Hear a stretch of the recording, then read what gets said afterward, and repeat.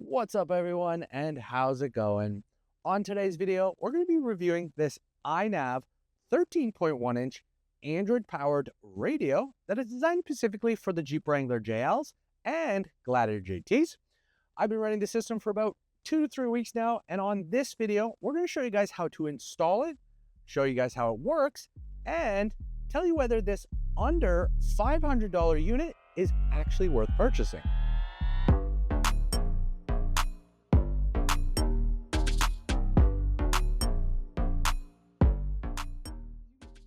Well guys, as you can see, the unit is already installed in the Jeep.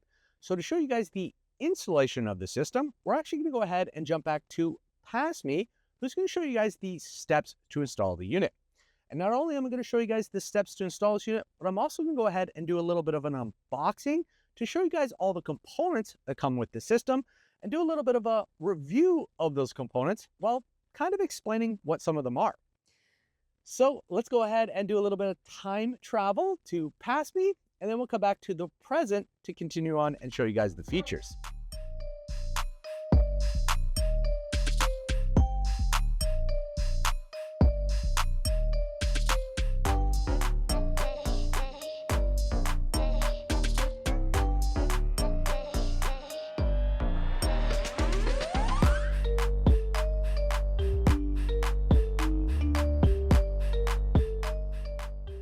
Before we dive into the installation for this unit, let's first take a look at the complete kit and show you guys everything it comes with. So the first item we're going to take a look at is, of course, the main unit itself.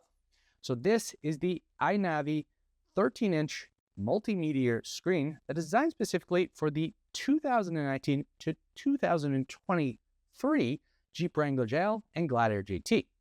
This system features a 13-inch diameter screen in the middle. This is a touch screen behind here. This screen currently does have a screen protector on it, which is why you see some bubbles here. I'm assuming once we pull this off, we'll get a nice screen, nice clean touchscreen to work with. The screen is mounted into this custom molded plastic housing that is designed specifically to fit on the Jeep Wrangler JL's dash. The plastic housing looks pretty clean. I have to say all the finishing looks nice. There's no scratches or imperfections that I can see. It looks nice. Looks like a factory quality item. For this plastic housing, we actually have 2 rectangular vents on each side. And the reason is because with this larger screen, we're actually going to be converting our factory round ones into vertical rectangular ones. You can actually see the round ports in behind here. That is how it's going to be converting the vents. On the front of this thing, we actually have this custom molded like Jeep icon here. Not quite sure why they have this here. Honestly, would have rather seen them put maybe their logo or something. It just kind of looks a little weird, you know, either don't have that or put your logo there instead. On the bottom here, this is again the driver's side. We've got a mic intake. So this is probably the way we're going to use our factory mic, or you know, that's going to be the mic that's going to take in all our speaking and our commands. We've got our reset button. It's nice to see that they actually put the reset button on the outside. It means that we don't have to remove the dash to reset it. We can actually do it from the front. If we flip this unit around, we can take a look at the back side of the plastic molded housing, and we can see it has a boatload of ribs in it, which is nice to see because it means that the plastic housing is going to be strong enough when we're installing it. So we're not going to end up breaking anything by accident. So super nice to see them do that. Here on the side, you can see the round ports. That's going to be where it's going to line up with the factory ports and then convert it to the rectangulars. On the top here, we've got 4 push-in connections. Very interesting because with the factory radio, we actually only have 2 push-ins. So it's going to be interesting to see how we now have 4. On the bottom here, we have 2 screw-in or bolt-in anchor points. These, I believe, are going to work with the factory mounting location. So it's nice to see that we have some actual permanent ones. In the center, we actually have the back of the screen housing. I have to say, based on my experience with the Stinger unit, this one is a lot more compact and a lot smaller. It's great to see that because when I was installing the Stinger one, which had a large backing piece, it made it really difficult to get it into the dash, where this is going to make it a lot easier. So super excited to see how this will work. On this unit, we have our power connection with a fuse. We have our GPS location here for the GPS antenna. We have our radio antenna port right there. Then we have a few different connections up here. All of these connections are shaped different, which is going to make it really easy when we go to install it, because all we're going to have to do is match up the connection points to this system. The system also has a built-in cooling fan, as you can see right here. And on this, we have a power connection for that. Besides that, on the back, nothing really else to show except for, the main data or information right here. You have your model, your PIN, your made in China, your barcode, just that little details that you typically have with a lot of products. So along with that unit, we also have this bracket right here. This is an installation bracket. I believe this bracket is actually what we would use to make those other push-in connections work. So this is going to somehow screw onto the dash, and then it's going to be able to use the push-in connections for the side. So along with the screen and the brackets, we also have a bunch of different cables.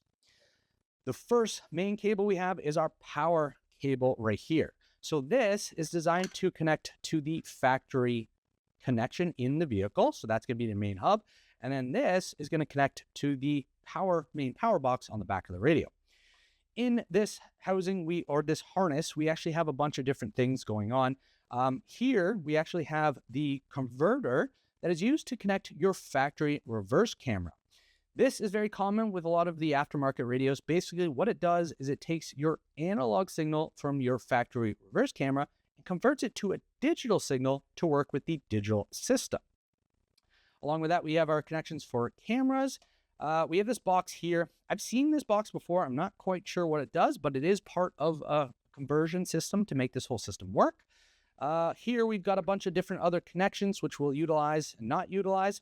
Then we've got this buzzer/speaker connection thing here. Then along with the power cord, we also have our 6-pin USB cord. We have our 4-pin USB cord.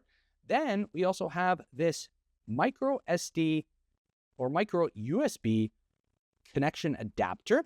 I believe this cord is actually utilized to plug into the 4-pin connection because it's the same as the 4-pin, but you can actually utilize your factory media hub or media port. So, all the media ports in the dash, this is the cord that we're going to actually be able to plug in to utilize that.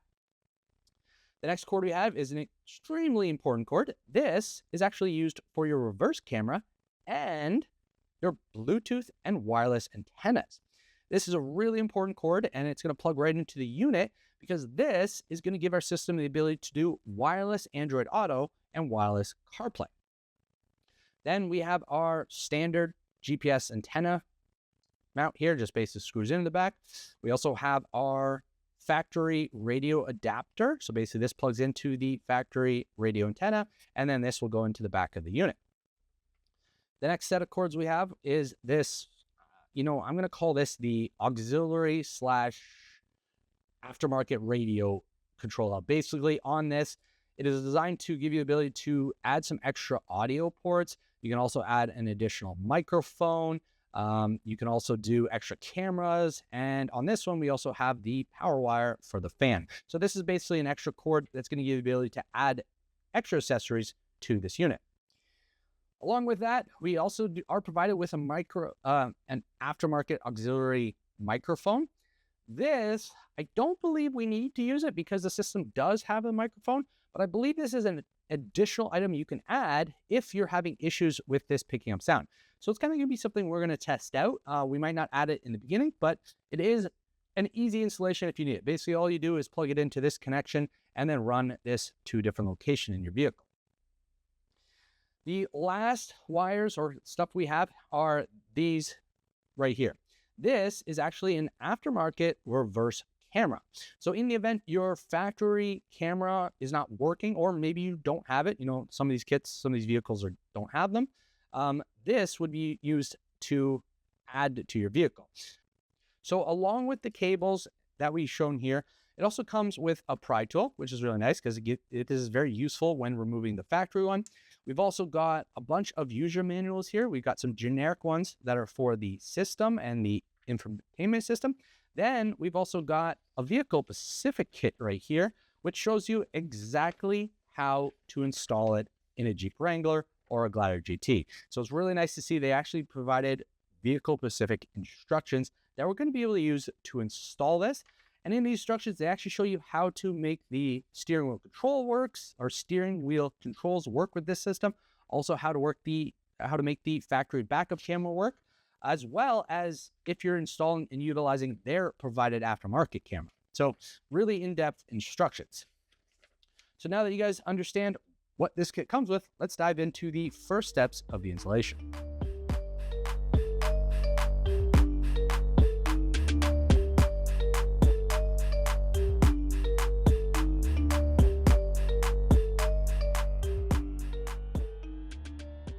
First step for the installation is to remove the factory components.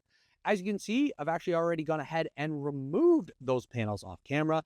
And on today's video, I'm not going to be showing you guys the step-by-step process on how to do it, but I will explain what I've done. The steps are actually really easy. The first thing you need to do is remove the climate control panel that goes across the dash. To remove this, what you're going to do is you're going to come over to the panel underneath the driver steering wheel and simply pop it off. You can either remove the entire panel that's under there, or you can simply go ahead and just pop the one corner off. Once you have that popped off, you're then going to take your provided trim tool, and you're simply going to go ahead and slide it between this handle over here and the climate control piece, and simply work your way around popping the panel off. If this is the first time you've ever done it, it will be kind of difficult to get that panel to come off. And you can go ahead and actually use 2 trim panels and work your way on the top and the bottom to pop it off. It will eventually release. It just might kind of feel like it's going to break, but if you do it slowly, it should simply just release. Once it is released, you're then going to go ahead and disconnect the climate control plug on the back and disconnect the plug for the ignition button right here. Once that panel is completely removed from the vehicle, you'll then have access to the 2 screws that are holding the trim panel for the radio. This is a piece of trim that closes up the radio around the edge. No matter whether you have the 8-inch or the 7-inch or even the 5-inch, the trim panel's just going to be a little bit different, but it will connect in the exact same spot. So all you do is remove those 2 screws, then taking your trim panel, you're simply going to go ahead and pop it off to release it. Once the trim panel is removed, you can then have access to the 4 screws holding the radio into the dash. You're simply going to go ahead and unscrew those, then slide the radio, and simply go ahead and disconnect all the cords. So the first step after you removed all these components is to go ahead and install the bracket that holds the top edge of the radio. This has a U shape on it with 2 pieces kind of zigzagging out. What you're going to do is you're going to take this and simply place it right here. So it's going to line on this edge. Then taking the factory screws that held the radio on, you're going to simply secure it into place. Just simply screw that in.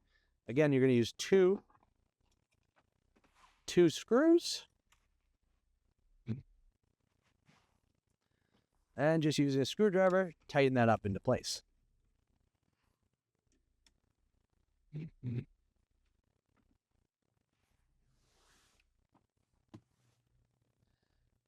After you've got that installed, the next thing we're going to do is we're going to connect the main power harness to the vehicle. We're going to do it this way just because it's a little bit easier. You could go ahead and connect everything to the radio first and then connect it when installing the radio, but we're going to do it this way just to show you guys the clear connections. So the first plug we're going to connect is the main power hub. This is this box right here, and it's going to connect to this right here. All you have to do is simply slide it on. There is these slots on the side, which basically make it easy to understand how it goes on. Once you're sliding on, you want to make sure that this handle is straight up. You simply rotate that, and that is going to pull it tight. Once you hear it clip, that means it's in place and locked in. Then we're going to go to the opposite end of this main power wiring harness, and you're going to find the box right here. This box is the conversion box for the reverse camera. What you're going to do is you're going to take this little outlet right here and take the reverse camera wire and simply connect it on this end. When you're using the factory reverse camera, there's another step you need to do, which is going to be to attach the camera wire. That is going to be this wire right here. you're simply going to take this and connect it to one of the 3 wires.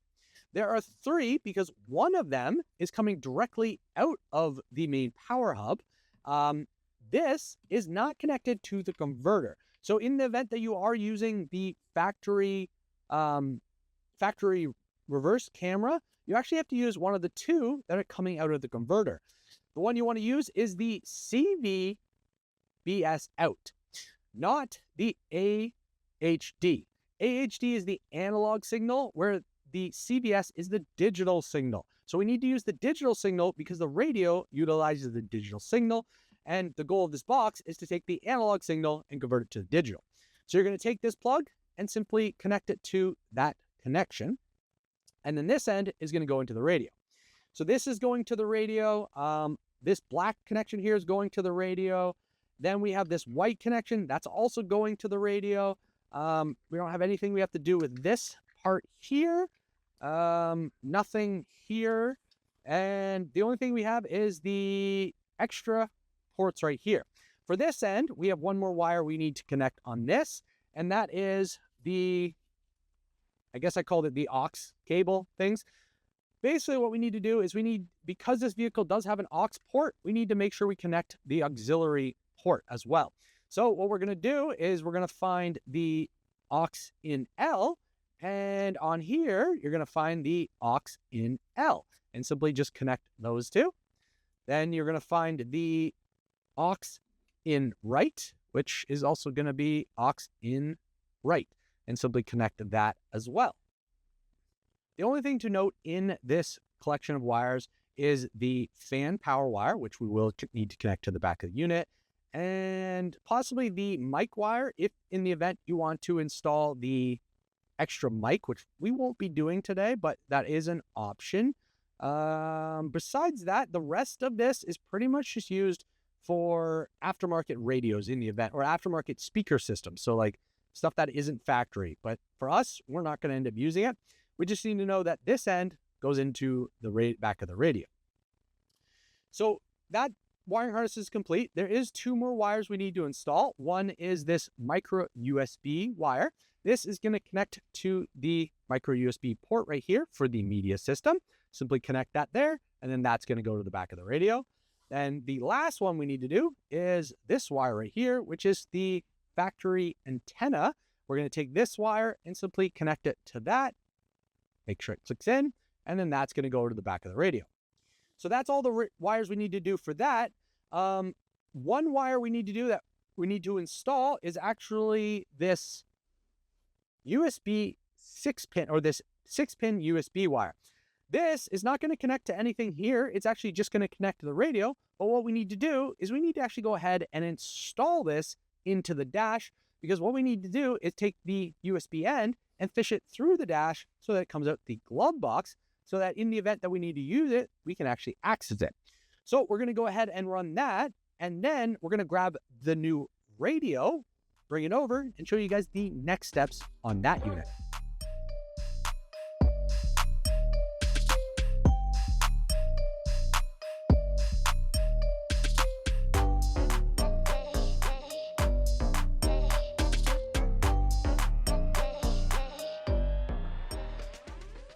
Now we're going to take the new unit, we're going to turn it around, and we're going to install one wire to the back of it before we start connecting the wires coming out of the vehicle. The wire that we're going to install is the GPS antenna wire right here.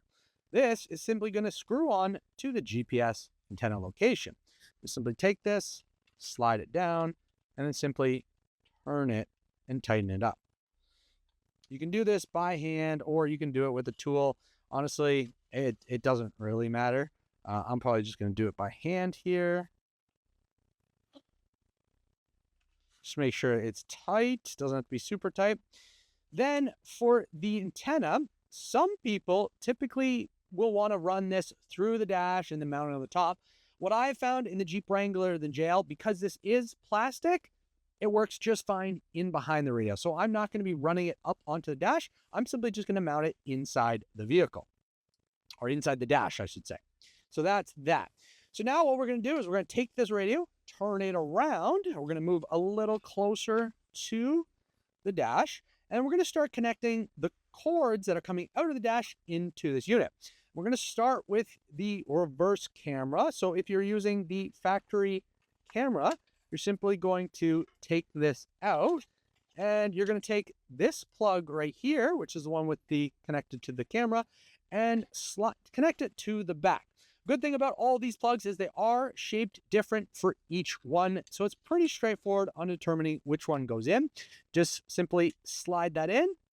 And once you hear it click, you know you're good to go. So that's going to be the same for all of these. Next cord we have here is our power cord. This one actually goes into the main power hub. So let's slide that in. Get that to click as well. While doing this, you do want to kind of organize the cords as much as you can. Then we've got this cord right here. This is going to go into this one here. Click it into place. Then we've got our media port. So some of them, well, actually I can reach this one. So some of them I was going to say you might have to do while you're putting it into the dash, but because we're close enough, we can achieve that. Oh, see, some of them you might have to work with here and there. Then we've got more down here. Let's just get them up. So we've got this plug here. This is the big white one. Big white one's going to plug into this.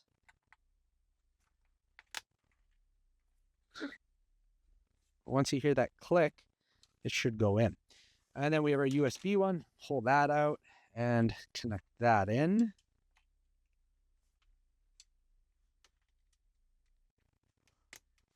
So now we've got all the white ones in. The next ones we need to do are the antenna one. So that's this one here. Just simply slide that into the radio. Make sure that clicks in.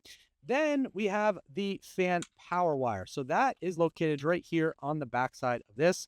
We're simply going to take that wire and connect it there. So one thing that I told you guys is that I'm using a digital camera. So what we're going to do now, what I just showed you was how to do it if you were using the factory camera. But because we're not going to use that, what I'm actually going to do is disconnect this wire right here for the camera. Disconnect that there. I've got this wire here. You're simply just going to plug it in. Their camera system that they provide is pretty much the same as what I showed. You have the camera. You're going to install that in the back of your vehicle. And then you have the wiring harness right here. Basically, you're going to take this plug and plug it into there. They do have one extra step, which is this wire here. They actually want you to tap it into a wire on this power connection. So they want you to tap it into the third wire from the ground. So if you go over 1, 2, 3, it's that pink wire right there. They want you to scrape the coating off and then simply wrap this wire around. I'm assuming this is a trigger wire that will trigger the camera turn on. But what I found out through my system is, as you can see, I have a trigger wire here. I didn't need to do that because for some reason my camera was already engaged. So you might not necessarily need to do that, but they do have the instructions to do so in their manual. Now that we've got all the wires connected, we're ready to mount this system onto the dash. There's one thing you need to do to prep this, and that is you need to take your factory openings, open them, and turn them vertical. The reason is because on this unit, they actually have on the vents is these notches to line up with those. So you kind of got to guide them on to keep them open. But then to install the wires, all you're going to simply do is start feeding in some of the wires. So you can start including pieces in here. For example, we're going to stick that in there. We're going to take our GPS antenna wire. We're going to pull off a little bit of that so that we can stick this in here as well. We'll stick that up under here so that's nice and secure. Again, they have adhesive tape to put them on as well. And then from here, you can either take some zip ties and start cleaning them up, or you can do what I'm going to do here and just kind of shove everything in. Not the best way, but it does work. So let's simply go ahead and start shoving in all the wires into the hole. Make sure that when you're doing this, that you don't pull on any of the wires because you don't want them to release in any way.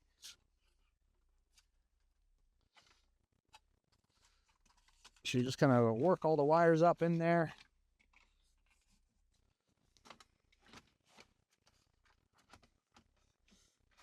Then once you've got it in line, you're then going to work and get the vents lined up. So you want to get both vents kind of lined up so that they're clicking in. And then you're simply just going to click the top in to place just like that. And then at the bottom, you're going to see the two connections for the plugs. You're just going to simply take the provided screws, or not the provided, the ones from the factory unit that hold the unit, and simply screw those into place.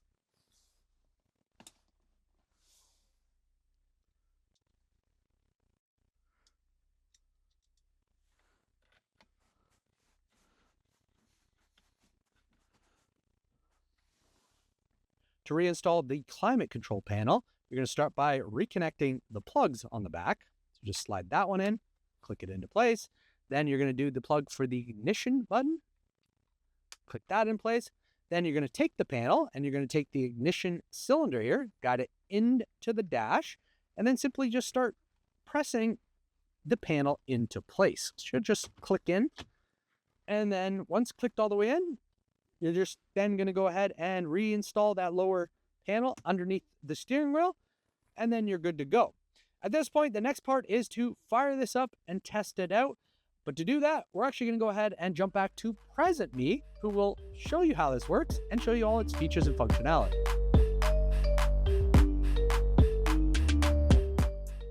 And we're back to the present. Hopefully you now have a good understanding of what this system comes with and how to install it. Overall, I have to say the installation of this unit was actually pretty straightforward. There wasn't too many wires that you had to shove in there, unlike some of the other units I've dealt with. So it was pretty simple. And, you know, honestly, if you're handy, I would recommend you give it a shot. You'll save yourself some money and you'll learn a little bit about your vehicle. One little step that I actually had to do off camera after I had the system installed was actually the installation of the Ainavi reverse camera. Originally, in the past installation, I pretty much showed you that I just plugged in my old aftermarket digital camera that I already had installed in the Jeep. But it turns out, when I was testing the system out with that camera, that the camera I had in the back of the Jeep was actually a 720p resolution camera. And with this system, the image quality was really, really poor. And it turns out that the camera that came with the Ainavi is actually a higher resolution. It is a 1080p resolution. So I opted to go ahead and replace that camera. To install the camera is actually really simple. All you have to do is determine where you're mounting the camera. For myself, I just had to simply pull out the old digital camera from my TerraFlex license plate spare tire relocation bracket and install the new one. Then take the wire and run it from the back of the Jeep all the way to the front to behind the unit. To wire in that system, all you have to do is simply plug in the yellow connection cable on the back of the unit. Then at the back of the Jeep, you actually just have to connect a power and a ground wire. What I did was simply connect the power to my reverse lights. So basically, when my reverse lights trigger, the camera has power to turn on the display. One thing I showed in the past instructions was when I was installing the digital one, there was this trigger wire that I had to go ahead and connect to a certain wire in the back of this unit. That was based on the instructions for this unit. It turns out, or at least for myself, it turns out with my Jeep Wrangler, I didn't need to tap that wire into anything. Maybe it's because I tapped into the power for the reverse lights and that's triggering it, but I didn't need to modify or tap into anything at the back. I like that because it means that all the wires in here are fully secured and nothing has been altered with. The only thing that's kind of been tapped into is the power on the back of the Jeep with the camera. Again, if you're running the factory reverse camera, you don't have to do anything because this unit is designed to work with that. Just follow the instructions that I previously showed you. But if you want to go digital, then you just have to follow those steps I just mentioned there. So now that we've covered all of that, let's simply go ahead and flip this camera around so we can start diving into some of the features and functionality that the system has to offer.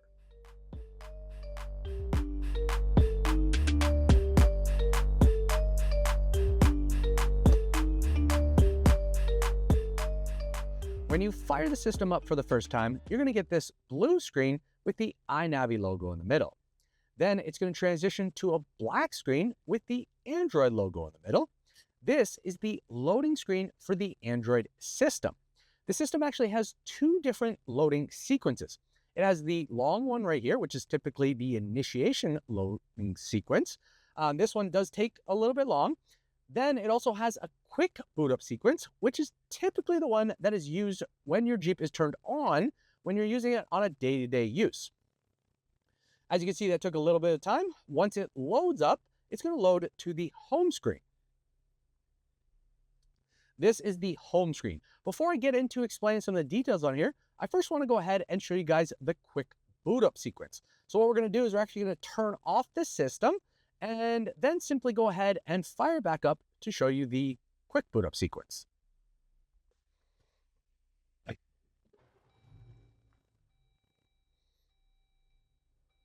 As you can see, when we turned the system on this time, it did the quick boot up sequence and went straight to the home screen without the entire Android loading screen.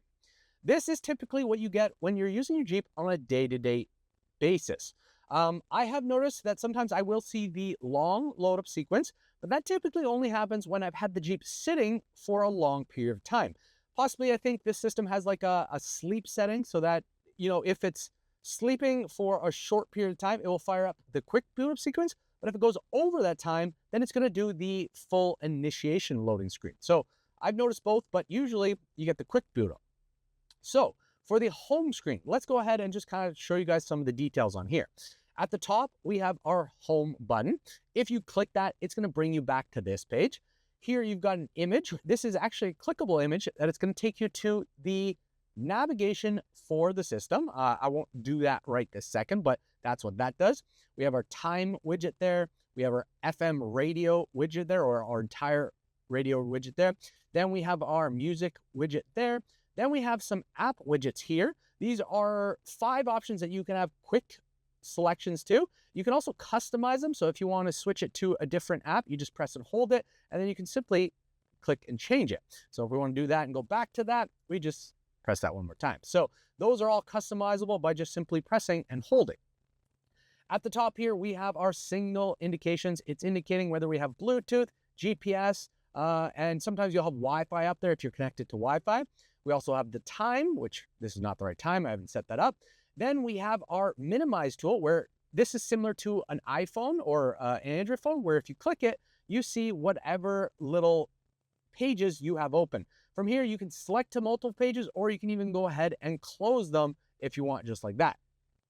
The next button we have is our back button, which we will be using a couple times, showing you guys how this system works. At the bottom here, we have a couple icons. The first icon here is a navigation one. If we click this, it's going to open up Google Maps. Again, this is something you can set. So if you don't want to use Google Maps, you can set it to whatever you want. But one thing to know about this button here is you actually have to have Wi-Fi connection to be able to use it. So you can't use this using Bluetooth through your phone. You'd actually have to hotspot through your phone or any other device to be able to use this type of navigation. So that is one little negative about the system. And I'll show you here, this was also the navigation button. So you can see it took us back there. The next button we have is Bluetooth. So on here, if we open this, this is going to take us to, there's a bunch of options here. Right now, it's on the device management. So right now it's saying my Pixel 7 Pro is connected to it. From here, you can disconnect, you can search for new, and you can also delete it. You also have settings here, which gives you the option to change the name of your device. So right now it defaults to CarKit blank. You can actually go in here and change it to whatever name you want. You can also go ahead and change the password for that. You can also adjust the microphone gain and volume gain. If we hit back button, it's going to take us back to the home page. The next icon we have is our radio option. We click on this, it's going to open up the radio for the system. The radio for the system is pretty generic, like you'd see in a lot of these systems. At the top here, you can actually select the channel you want to go to, or you can press and hold to seek to the next channel, or individually do that. Here, you actually have presets, so you can set your presets to whatever you want. If you want to have a preset here, you just press and hold it, and it switches to that preset. you actually have 3 different pages, so up to 18 different presets, which is really nice for someone who uses the radio on a regular basis. Then you've got FM here. You've actually got this little icon here where you can select that and change the back screen of the radio screen. So if you want to customize a little bit, you can easily change that up to whatever you need to. Here, you can actually select next or the options here. That will do the seeking part. So up here, just so that this is the seeking. So that is now seeking for another channel. I am in a garage, so it's not going to find anything right now. If you hit band, that is going to switch from FM to AM, and then to FM1, and then to FM2. So here you can actually search for channels. So this is searching for whatever channel I need to by pressing search. We'll stop that again in a garage, not going to catch anything. This changes this little signal down here. I'm not quite sure what station LOC lock and DX. I'm not sure what that is, but that is an option you have on there. Next thing you have is your equalizer button or your tuning options for your radio. On here, you can keep it on user, which gives you the ability to actually customize how you want the system to sound. I am not familiar about how this works, so I really tend not to use this, but it is an option that you can play with if you have experience with it. You can also go into the zone settings and select where you want the zone to be. On the side, you have some preset options. So if you go back to equalizer, you can hit normal. It's going to give you the normal option. You can do jazz, pop, classic, rock, and news. All different presets that are available in there. So if we go back to let's actually go back because let's go back to the radio. The next thing you have is settings for the radio. And in here, you have radio settings where you can reset it to default. And then you can change the channel from stereo to mono. So let's head back to the home screen. The next symbol we have is actually your app menu. We're going to skip that because we're going to come back to it after. But the next thing we have over here is music. So this is basically where you can upload music to the system or play it through Bluetooth. There's a bunch of ways to do it here. If we go back, it takes us back to the home screen. The next thing we have is our equalizer. Again, if you click this, it takes us into the equalizer. So many different ways to get into this equalizer settings. The last settings we have down here, if we click this, is going to take us to the settings for the Android system. In here's a bunch of stuff that you honestly don't really necessarily need to know. But from here, you could go and access networks. You could go to app notifications. You can go to system. A few things you can do about the tablet. Again, I don't recommend playing in this section unless you have something going on with the system. So the middle section here, if we click on this, it's going to pull up the apps that are in here. Settings is actually worth checking out. So let's click on this. Click on the settings. In the settings, we have a bunch of options. This is where you would want to go if you're setting stuff up. In network, you have the ability to set up your Wi-Fi connection. So you can search for connections by turning that on and off. You can try and find some stuff.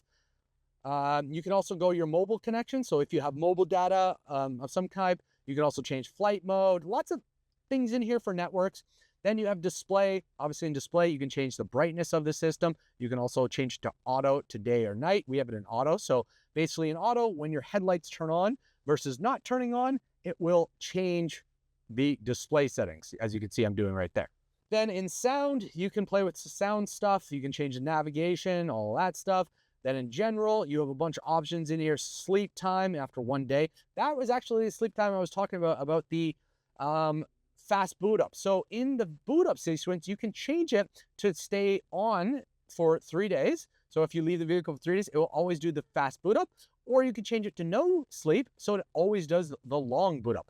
Really depends on what you want it to be doing, but you do need to note that if you put it in sleep mode, that means the radio does have a little bit of power going through it. So that is something to consider. We're just gonna leave it on 1 day.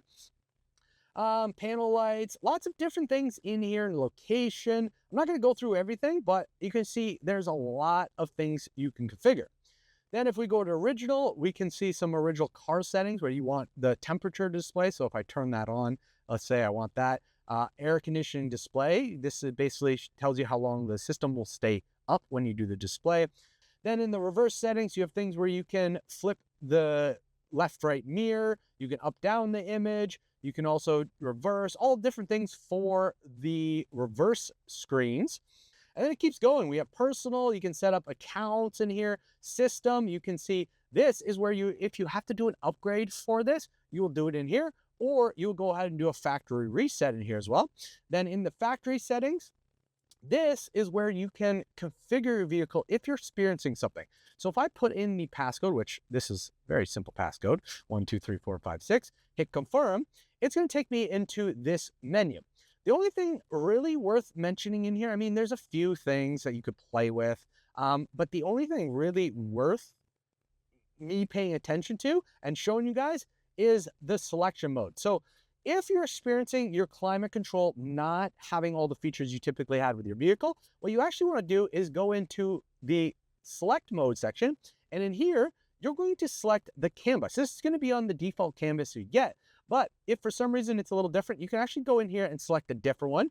Then you would go in and change the Jeep or the vehicle, what vehicle, so for example, what brand. Sometimes, you know, if you have a Dodge or a Chrysler, you would select that. But in this case, we selected Jeep. Then the models, you're going to find the model. In my case, it's a 2019. And then you're going to do the plus configuration. This is going to be what is used to configure your AC controls in the system.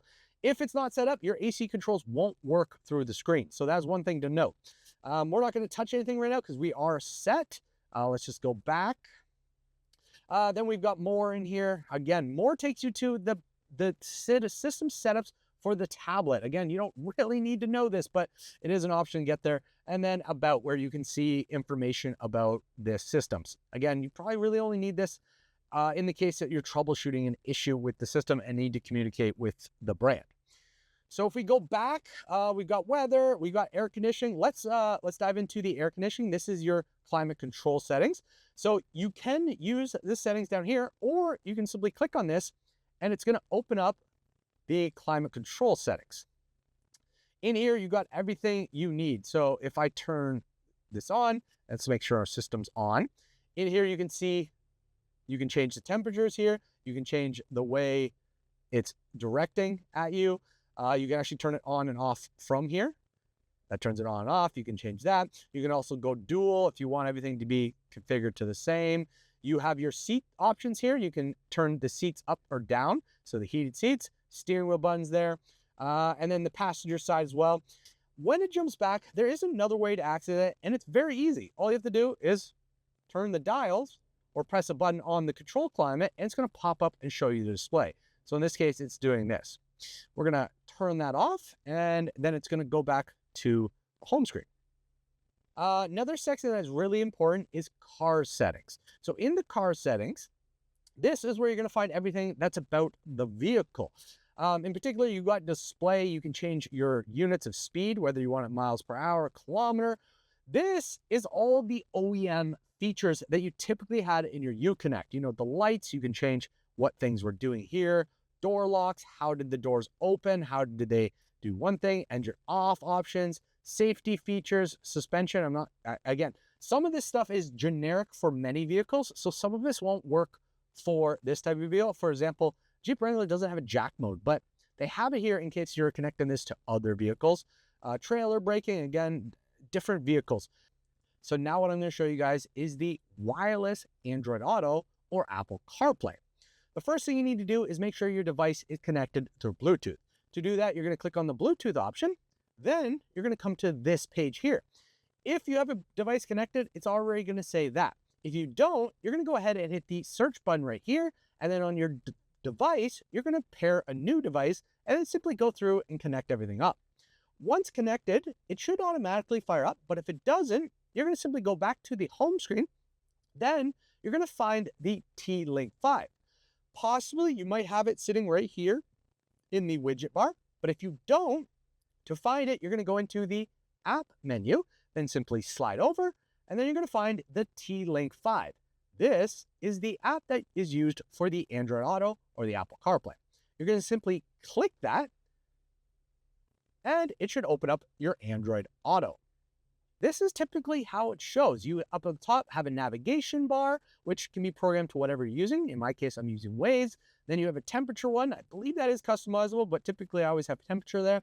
And then you also have your music option here, which In my case, I am using Spotify. So you can click into here, you can see all the Spotify stuff and everything you need. At the bottom, you have menus as well. You have signal connection, battery life, time. You have buttons for waves. Then here you have microphone options. I guess you can click this if you want to speak through it. You know, say help, ignore that. Or you can go into the menu section and see the menu that's built into Android Auto. From here, you can hit the exit button, which takes you to home.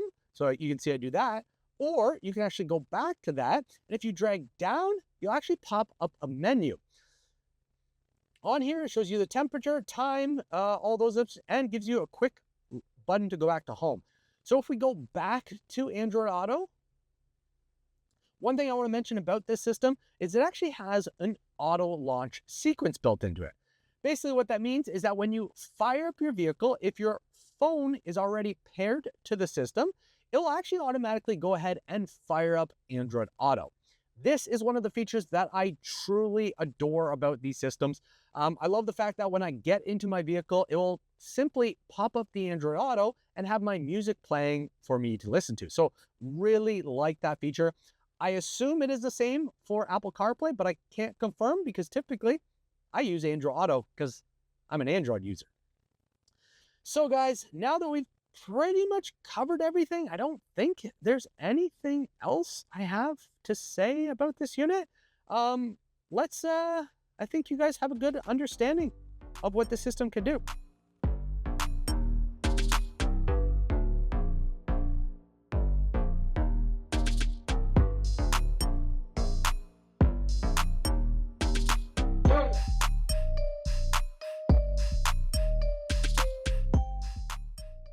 And that is how the system works. As you can see, this system has a lot of features built into it. Some are useful and others not so much. I've been using the system for about 2 to 3 weeks now, and I feel that I have a pretty good understanding of how the system performs with day-to-day use. The main thing for me, and honestly, it's the one thing I use every time I get in the Jeep, is the wireless Android Auto, or for you iPhone users, that would be the wireless Apple CarPlay. I feel like the connection for the wireless Android Auto has been super solid. Connection's been quick, stable, and I haven't noticed any random disconnects or lags while driving. Overall performance of the system has also been good as well. The screen is responsive, apps load quickly, and it just feels super smooth. It doesn't feel like one of those cheap Android units that lags or freezes up, which I've definitely dealt with before, in particular that Linkswell Gen 5S system that I tested out. That thing would freeze up all the time. So this one's been way better than that one.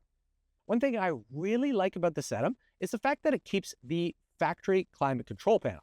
I've been running the Tesla style screen for about 2 years now, and with that system, you actually lose your physical buttons.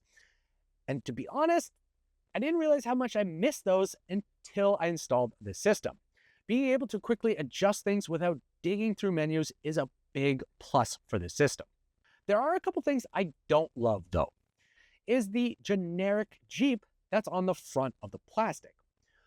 I'm not really a big logo person, but I definitely would have rather seen an Ainavi logo in this location rather than the generic Jeep-like symbol, or simply just left it blank. Those two options would have been way better than this random image. This is also a pretty generic Android system, and you can tell in a few places. For example, when you open up the door, a vehicle graphic pops up showing which door is open, and unfortunately, this graphic is a generic car instead of a Jeep. It doesn't affect how everything works, but a little more Jeep-specific stuff would have been really nice with this unit, especially because this unit is designed specifically for the Jeep Wrangler GL or Gladiator GT. System-wise, everything does work with some of the factory components. The system works with the factory Alpine speaker system, the steering wheel controls, and the factory reverse camera.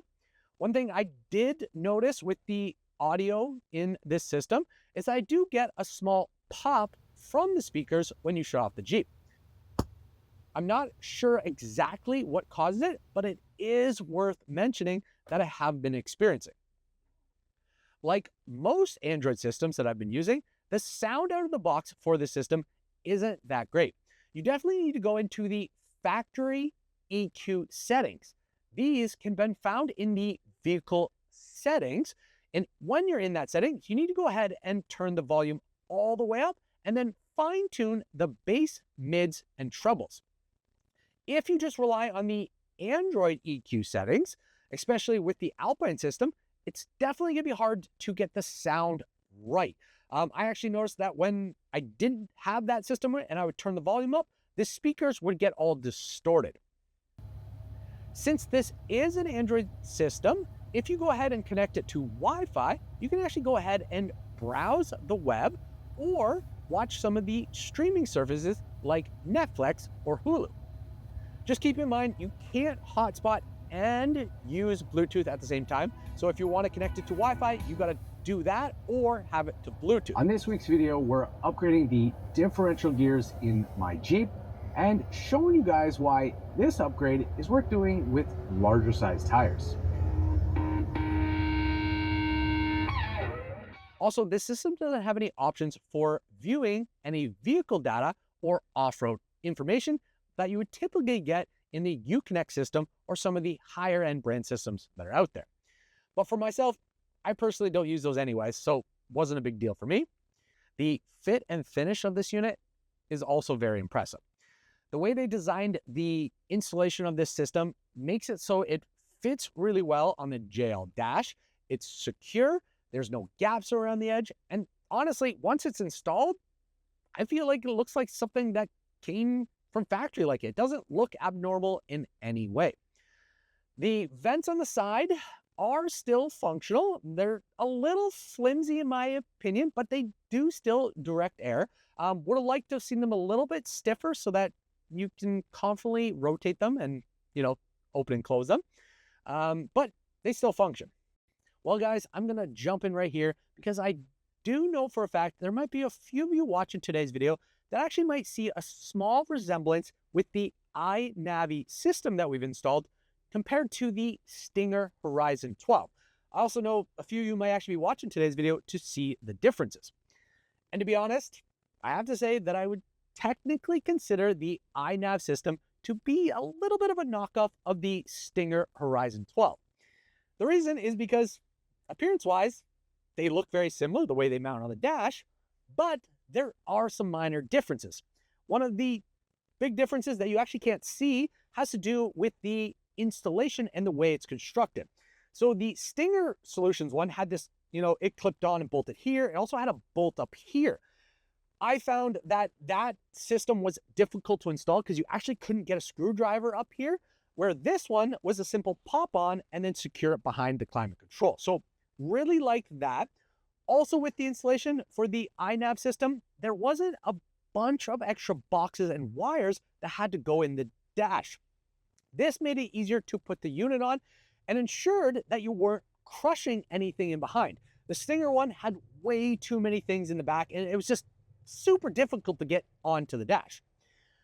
Visually, a few differences that you might not notice right away actually have to do with the vents. So the Stinger Solution ones have the vents going all the way, where this one, the vents are a little bit smaller. So that's one visual difference. Also, the screen on the iNav system is actually a little bit larger. This screen is a 13.1 inch screen, where the Stinger one is a 12.8. Again, not a big difference, but is worth noting that the iNav system has a bigger screen. One thing that the Stinger Solutions system does that's a lot better than the iNav one is features. So the Stinger Solution ones has vehicle information displays. It has off-road pages and off-road gauges. It has the ability for additional cameras to be added to the system. Also have the ability to control rock lights and a bunch of other things built into it. The Stinger system is definitely more refined and a little bit cleaner. But to be honest, do you really need all those additional features? If you're like me and you mainly are just going to use the system for wireless Android Auto or Apple CarPlay, and those systems do everything, show your nav, show your text messages, play music, you might not need what the Stinger Solutions Horizon 12 is offering. So yeah, something to consider there. And then relating, or I guess the big major comparison that is probably worth noting is that the iNav system you can get for under $500, where the Stinger Horizon 12 is going to cost you $2,000. So price point. So that might be something to consider if you are comparing these two units to each other.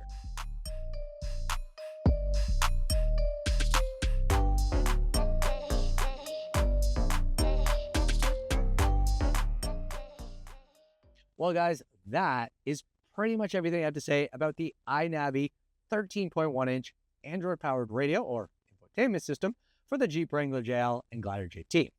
Surprisingly, guys, this little unit exceeded my expectations. Honestly, because it was from a brand that I've never heard of and also priced fairly low, I didn't really have high hopes for it, and I didn't know exactly what I was going to be getting myself into. But it wasn't until I installed it and started testing it out that I realized that this little unit is actually really impressive. And honestly, it actually offers some good value for what it is.